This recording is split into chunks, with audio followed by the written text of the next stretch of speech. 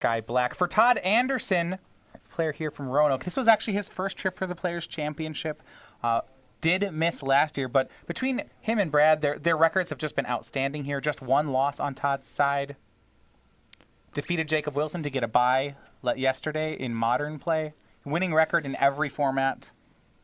You know, he prepared here, and it shows. Yeah, a very good tournament so far for the Roanoke crew. Tom Ross falling a little bit short here, eliminated during the wild card round earlier today. But Todd and Brad both in the top 4. Well, Todd will be the first person with a creature on the board. It's a copy of Jace Vryn's Prodigy. Now remember, these two Jeskai decks are different, whereas Todd has Soulfire Grandmasters and Monastery Mentors. You're going to see Hangerbacks, Seekers, and Mantis Riders on Kevin's side. It's a very different style of deck here, even though the colors are roughly the same. Kevin much more aggressive, and Todd much more controlling. So Kevin will match 2-drops with Todd. His is going to be a copy of Hangerback Walker on 2. You know, that's a card we really haven't seen much of this tournament or in Standard at all recently. Yeah, it's a little bit on the slower side, and a lot of the decks now where you would imagine it would be good against are packing Utter End.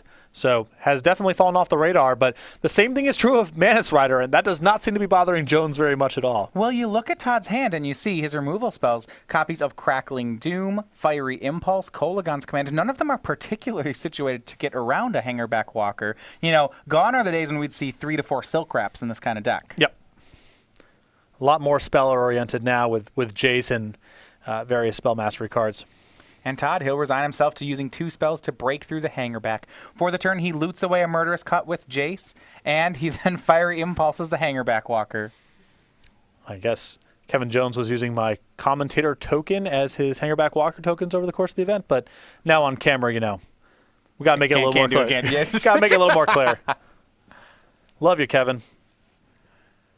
And Kevin, we saw him do this to win last round, and he looks like he has a pair of Mantis Riders in hand again starting on turn 3. I mean, if you could pick any deck to pick your opening hand, you know, Jeskai aggro with double Mantis Riders, that's up near the top of the list. Puts a lot of pressure on Todd to have specific answers here. And here we go. Kevin's going to take to the skies yet again this tournament. Here's a swing. It's Mantis Rider and a Thopter token in for 4. First damage goes for Kevin. Todd drops down to 16. I think the real path in this matchup for Kevin, it's Mantis Rider backed up by Dispel. I think that's his best route. That's huge. That can deal a lot of damage. It can allow him to break serve against Todd's entire turn. If the answer is something like Crackling Doom, that's the line of play. I think that gives Kevin his edge. Jace Vryn's Prodigy is going to loot away a Shambling Vent. And for Todd, he's going to go with some aggressive lines of his own. It's Monastery Mentor plus Duress. And this hand's pretty bad news for Todd.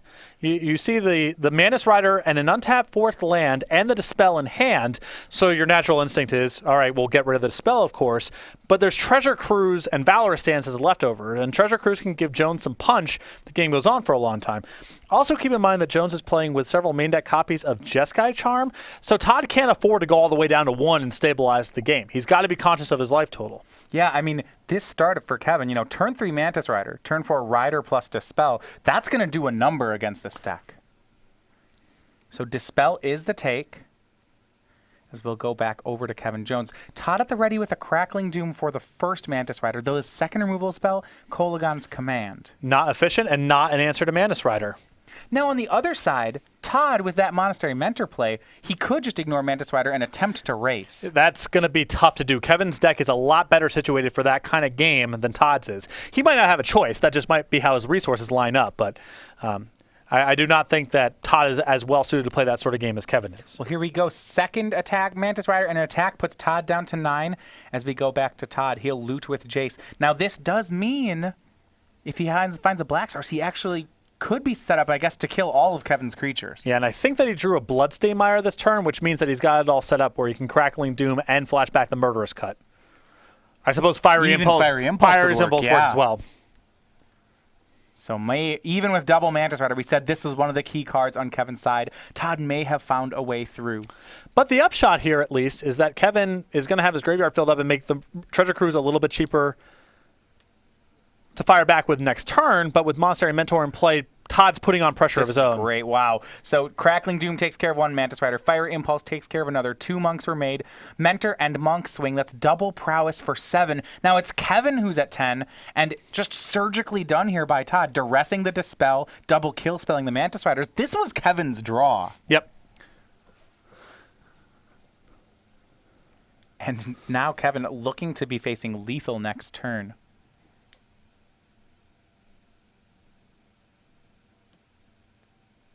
And what a turnaround. Third Mantis Rider, it will attack down Jace. You see his remaining cards, his own Jace, a Valorous Stance, and a Treasure Cruise. Just has to hope at this point that Todd is out of spells. Well, the Jace is down. 1 land in Todd's hand. Without another spell, Todd doesn't have a great attack. I believe Todd does have Kolaghan's Command as a leftover, however. It's pretty good, especially when you have a Jace in the graveyard. We'll see how Todd wants to play this. The only risk here about sitting in everything and using the Kolaghan's Command to blow up whatever Mantis Rider on whatever block it makes is if Jones has found the last Dispel in his deck. But even then, there's only 1 copy, and Todd doesn't really have an alternative play to get the Mantis Rider off the table, so I think his hand is forced on the attack. So here comes the team. It is Monastery Mentor and 3 monks. It's 5 damage as it stands. 1 spell would put it up to 9. Kevin's going to be forced to block.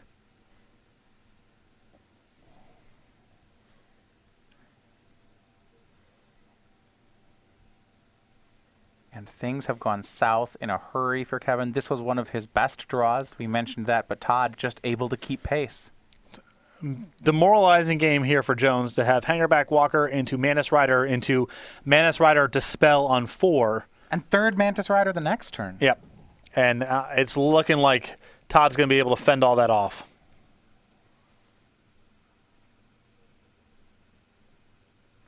See Kevin looking at what he could possibly do to get by here. He's going to have to block.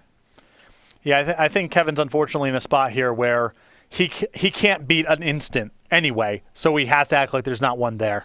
Kolaghan's Command is the play. 2 damage to Mantis Rider, and Jace is returned to Todd's hand. So prowess will happen on all the creatures. Another monk will be made. So Mantis Rider down, 1 monk token down, 5 damage in at Kevin. He drops to 5. And now a Jace in hand for Todd Anderson. He'll crack a fetch land, cast that, and pass. Kevin on an empty board. He's going to need to look for 9 damage, but just not going to be able to do it. Yep. Yeah, even his aggressive deck is not going to be able to come up with 9, or I suppose 8 points at this position.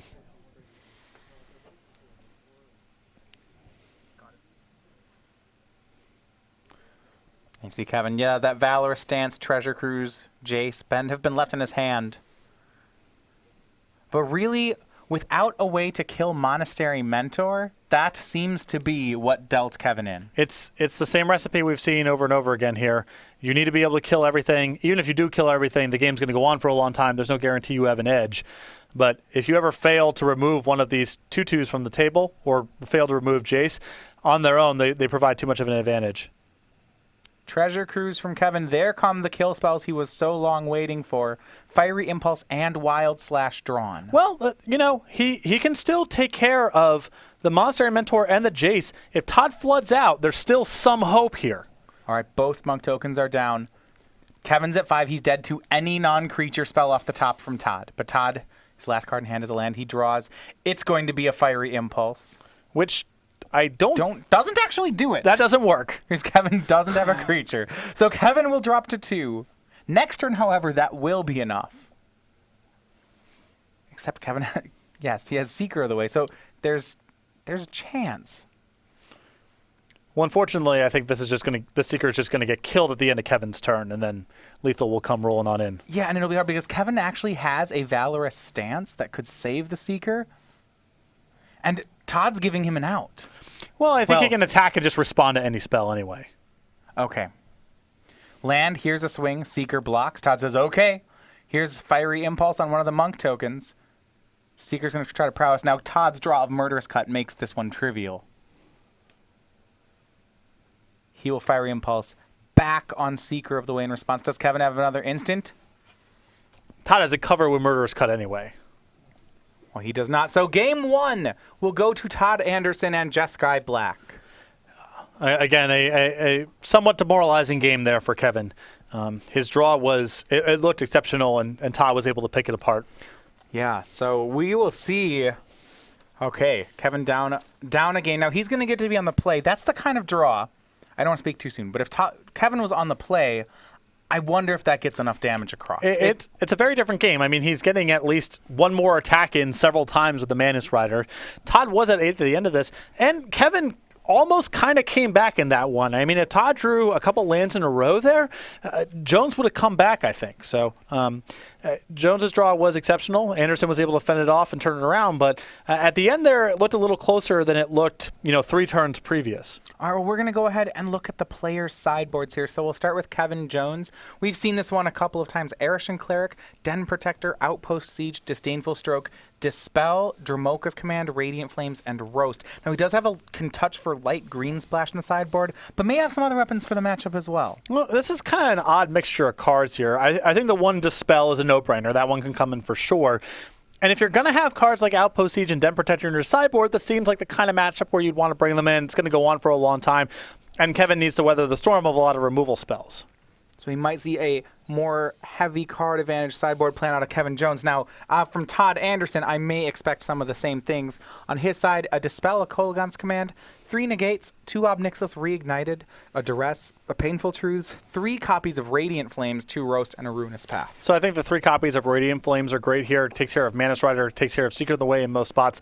I think the 1 copy of Ruinous Path is an acceptable answer to Manus Rider, and with Kevin having Gideon and Sarkhan in the deck, I think that one's easy to bring in as well.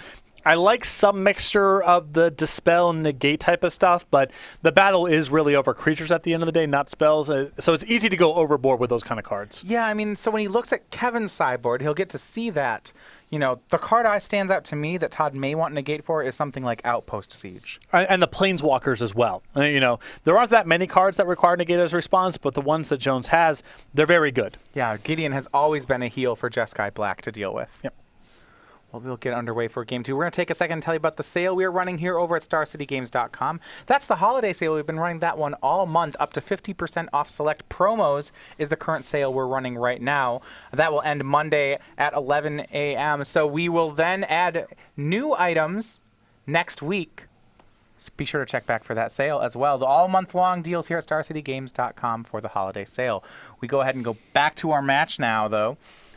Kevin Jones is going to be on the play. We said this was going to be tough, and it does feel like Game 1. After seeing Game 1, this may be tougher than we expected. Yeah, Todd was flush with the removal spells for Manus Rider. His deck doesn't really have all that many. Fiery Impulse counts, but it's hard to have that on time. At least Kevin's probably likely to get some hits in. You have Crackling Doom, a couple of Murderous Cuts, Utter End's an answer, but it's not that efficient. Todd found a lot of those cards. If he fails to do so, and Jones has a similar start, I think Jones can win the game fairly easily. But once Todd has blunted the initial offense, there's a lot of pressure for Jones to find Treasure Cruise is really the only way to gas back up. As we're being here, the players will be starting shortly here for Game 2. Yeah, and that right, and I do kind of agree with that in Game 1. Now, one thing that was impressive for me was Monastery Mentor on Todd's side. It let him have a really low investment way. He got a 3-drop out in play. Once he did, he could just continue to kill Kevin's things, and by the time he got the last removal spell off, Todd had a lethal army just waiting for him. So if I'm learning this from Kevin's side, you have to respect Monastery Mentor, but I'm concerned if I'm Kevin about getting into this kill spell trading game. That's Todd's game, not his. Yeah, that's the squeeze, and we saw it in the other round as well, where if you don't kill any of these creatures, if you let them unchecked for a turn or two, they can generate enough of an edge where it's impossible to come back. But if you're all on shocks trying to break up those kind of creatures, the game drags out for a long time. And then cards like Painful Truths, Kolaghan's Command, all those sort of things, they end up beating you anyway. So you need to have a little bit of those kind of things. I would be surprised if Jones cut his Fiery Impulses, for example. I think he does need to interact that way. But I don't think the matchup is in a place where he can afford to bring in cards like Roast, which are also answers, but a little bit more expensive and dilute the aggression of his deck. Now, what are your thoughts on a card like Jeskai Charm in this matchup? This is something that Kevin has 2 copies of main deck. We've seen it be used as a kill spell for cards like Gideon. Now Todd doesn't have any copies of Gideon today. Do we still like it, though? It gives him burn. I'm not a huge fan of burn against Jeskai Black because of Soulfire Grandmaster. I think in the order of it doing its business, Jeskai Black often picks up a lot of life. And so just explicit burn spells, just lava spikes, are unlikely to be good unless you're backing it up with a ton of pressure.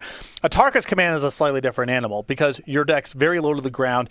You're often killing them before they can even get something like Soulfire Grandmaster plus Roast set up, and you're packing a lot more shocks to keep them off balance for those sorts of plays.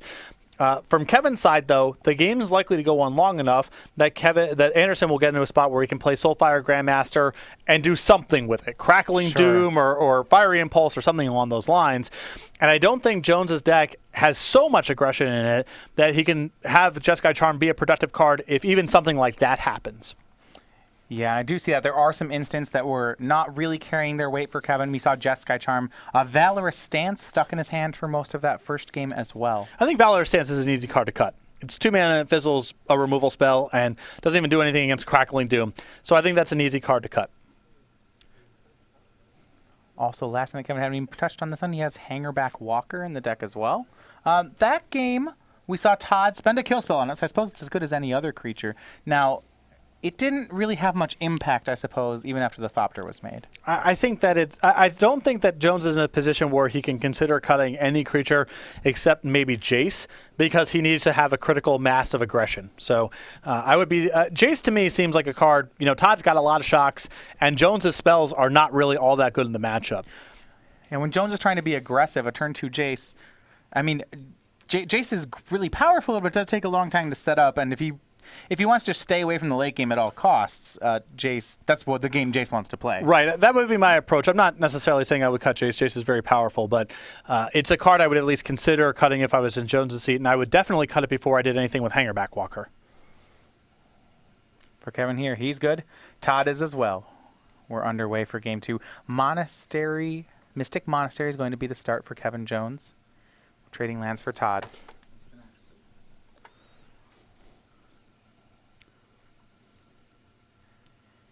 And for Kevin, once again, it looks like he could have a turn 2 Hangerback Walker. He's choosing to go Hangerback Walker over Seeker of the Way here. I don't mind that here. You know, Seeker of the Way is just very likely to die to a shock or a roast or something.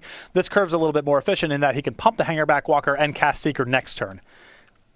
Well, Todd, we'll get a look at what Kevin's hand is. Todd going back to Duress. We saw those in the deck game 1. They haven't gone anywhere.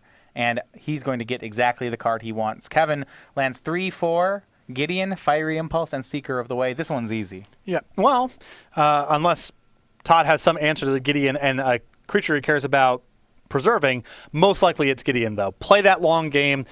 Let Jones glut out with a little bit of removal. And Todd will select Gideon. A win for Todd. Gideon is a card that once it's on the board is really strong against Jeskai.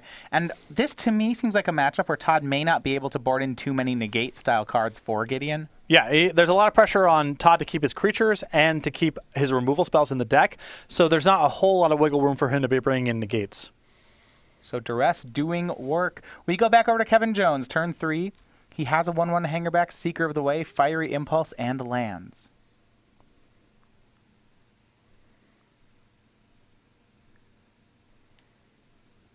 And we'll say I want to set up. Imagine we're going to see Seeker of the Way join the battlefield here. Alongside a Hangerback Walker pump, most likely. Hangerback going to pump main phase for Kevin. Does not want to get caught out there and only get 1 Thopter. Yeah, it's probably the most common mistake I see people make in Standard is waiting until the end of their opponent's turn to pump a Hangerback Walker, having their Hangerback Walker killed in response and being down a Thopter. A good play from Kevin. You see, Todd, there's some of the sideboard cards we were looking for. His draw for the turn, a copy of Radiant Flames. And Todd really just has morphed into this control deck. You see Radiant Flames alongside Painful Truths in his hand. And this one's great. Kolagon's Command, 2 damage to Seeker of the Way, destroy Hangerback Walker. And now he's got Radiant Flames as a follow-up to either this board or any creature that Jones happens to add. Kevin almost running on empty. He has 2 Thopters left and a Fiery Impulse. But Todd's still at 20 with a sweeper. Jones desperate for either Gideon or Wingmate Rock. Well, here's the off the top. This said it was Kevin's tournament. If he's gonna draw like that, it just might be. I mean, it had to be this. I think that if he misses here, Todd's hand's good enough, and the Radiant Flames catches so much of the follow-ups that I think Jones might be quickly down 2-0. But with getting off the top, that's a lot of pressure on Anderson now. Kevin Jones. Oh, goodness. He still might have some fight left in him. We go back over to Todd Anderson. He still has a Radiant Flames. He still has a Painful Truths. A lot going Todd's way. Picked up Soulfire Grandmaster, and I believe a copy of the Ruinous Path in his hand as well. Yeah, one on the board, and I would imagine the hope here is Ruinous Path. Hopefully you don't draw anything, or you draw another small creature, and then the Radiant Flames can take care of everything else. Well, Kevin may draw well, but he's going to have to keep doing it because Todd's deck has all the answers. Ruinous Path takes care of Gideon. It's Wingmate Rock time. Right off the top. Just right off the top. Conveniently, it's a 4 toughness. Gets around. All right, that's the draw. Here we go. Another Gideon also plays. Sarkin. It's going to be a land. That's not exactly the Wingmate Rock you wanted. Here's a swing for 4, Todd down to 14. And for Kevin, it's just a pass of the turn. That's the first stumble here from Jones, and given the quality of Anderson's hand, it might be a lethal one.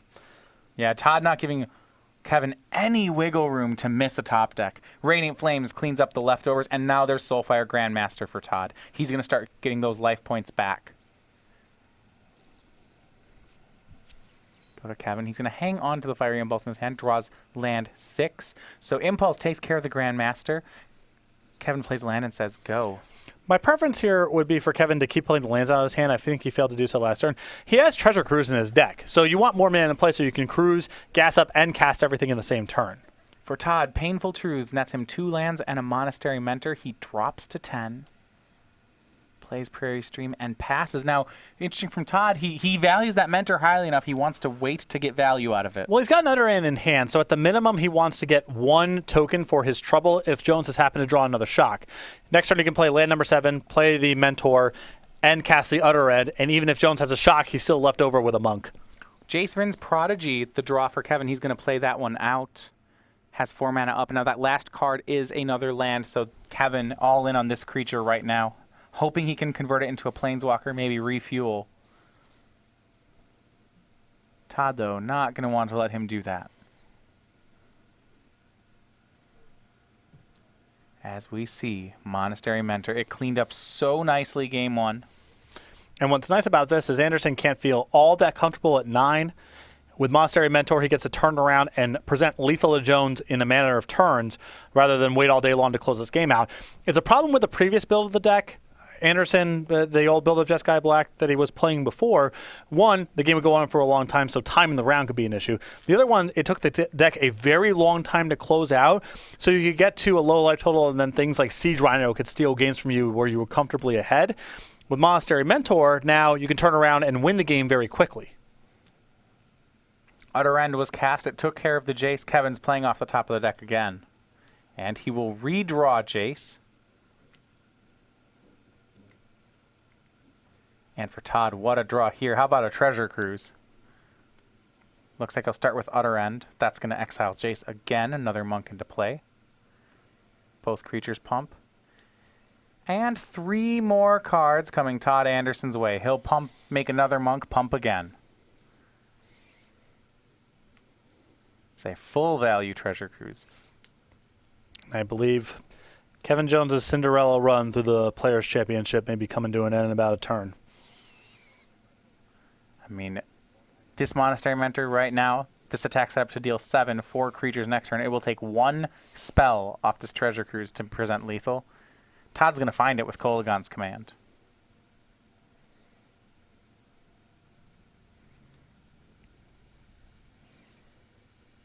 And here's a swing. It's 4-7. 4 off the Mentor, 3 off the Monk. Kevin down to 9. We pass back to Kevin. His draw. Passes back. 2 lands. And the extension, you have it. Todd Anderson is the first player to make the grand finals here of the Players' Championship. Congratulations for a player who missed the Players' Championship last year and said to himself, I'm not missing it again, after watching his friends play and watching Brad Nelson win, was able to qualify via at-large bid, and now in the finals, perhaps a score-off against Brad. We'll find out in just a round. But also congratulations to Kevin Jones. Like I said, the Cinderella story of the tournament, a crowd favorite, a fan favorite, a player who does not take himself too seriously, who loves Magic, and is so happy with the performance up until this point.